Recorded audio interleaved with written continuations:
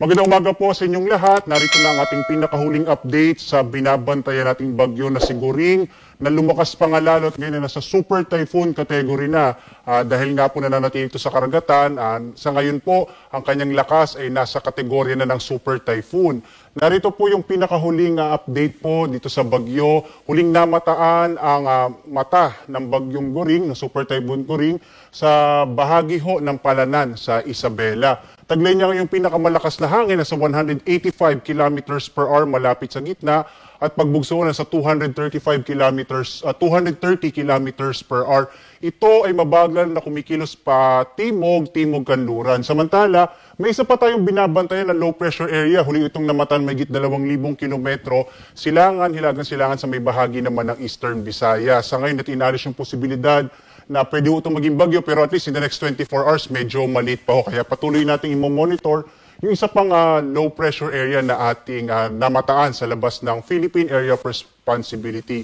Samantala naman, maliban sa bagyong Goring, o Super Typhoon Goring, patuloy na umiiral, partikular na sa bahagi ho ng kanlurang Luzon, ng kanlurang Visayas, itong southwest monsoon o hanging habagat. Kaya in general, inaasahan natin ngayong araw, malaking bahagi ho ng Luzon at Western Visayas ay makararanas ng maulap na kalangitan na may mga pag-ulan. Yung concentration ho ng mga pag-ulan natin, lalo na sa malapit ho sa bagyo, sa may eastern section ng Northern and Central Luzon, at gayon din sa may western section ng Luzon. So asahan ho natin at least maulap na kalangitan at malaki yung tsansa ng mga pag-ulan. Sa iba pang bahagi ng bansa, sa Mindanao at sa Eastern and Central Visayas, mga isolated rain showers and thunderstorms naman yung mararanasan.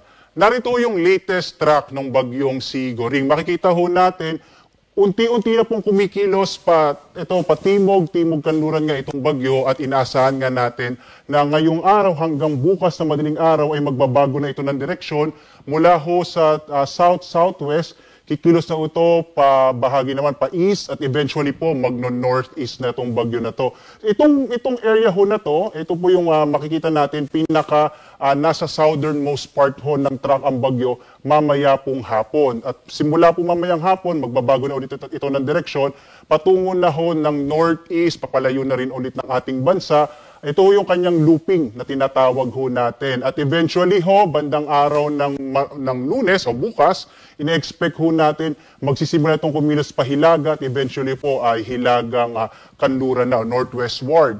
Base ho dito sa ating latest track, mananatili ito na super typhoon category hanggang bago ito maglandfall sa may southern part ng Taiwan. Posible pong araw ng Huwebes. Possible naman na lumabas ng Philippine Air Responsibility ang bagyong Goring araw ho ng Huwebes o madaling araw ng Biyernes.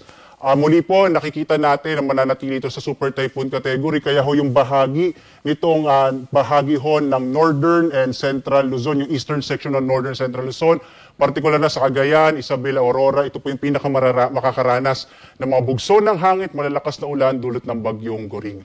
Narito naman yung ating mga tinaas na tropical cyclone wind signal. Makikita ho natin, signal number 3 pa rin sa extreme eastern portion ng Isabela, partikular na sa mga bayan ng Dibilacan at Palanan. Habang signal number 2 naman sa silangang bahagi ng mainland Cagayan, ito ho yung bahagi ng Peña Blanca, Bagao, Gataran, Lalo, Gonzaga, Santa Teresita, Bugay at Santa Ana. Signal number 2 rin ho sa silangang bahagi ng Isabela, partikular na yung mga bayan ng Dinapigue, San Mariano, Ilagan City, Maconacon, Cabagan, Tumauni, San Pablo at Benito Soliben. At signal number 2 rin sa extreme northern portion ng Aurora, yung Dilasag at Kasiguran. Signal number 1 naman sa nalabing bahagi ng Cagayan kasama Babuyan Islands, northern central portion ng Aurora, partikular na ho itong Dinalungan, Dipakulaw, Baler, Maria Aurora at San Luis. Habang signal number 1 din sa Quirino, nalabing bahagi ng Isabela, Apayao, Nueva Vizcaya, Ifugao, Mountain Province, Kalinga at Abra. Signal number 1 din sa silangang bahagi Ilocos Norte, ang mga bayan ho ng Pagudpod, Adams, Bintar, Carasi, Nueva Era, Bana, Marcos, Dingras, Solsona, Pidig, Dumalneg at Banggi. Gayon din ho sa Benguet, sa Bocod, Bugias, Kabayan, Bankayan, at sa northeastern portion ng Nueva Ecija, partikular na yung mga bayan ho ng Karanglan, Pantabangan, Bongabon, Gabaldon, Laur, Rizal, at sa mga isla ho ng Polillo at Calaguas Island. Sa mga lugar ho kung saan nakataas yung ating mga tropical cyclone wind signal, asahan ho natin yung mga pagbugso ng hangin at mga malalakas na pag-ulan, lalo na ho kung saan nakataas yung signal number 2 At signal number 3 sa mga kababayan natin, iba yung pag-ingat kung kinakailangan at kung maaari pong lumikas, lalo na sa mga lugar kung saan madali pong bahain o bigla pong gumuguan lupa, mainam po na tayo ay lumikas na. No?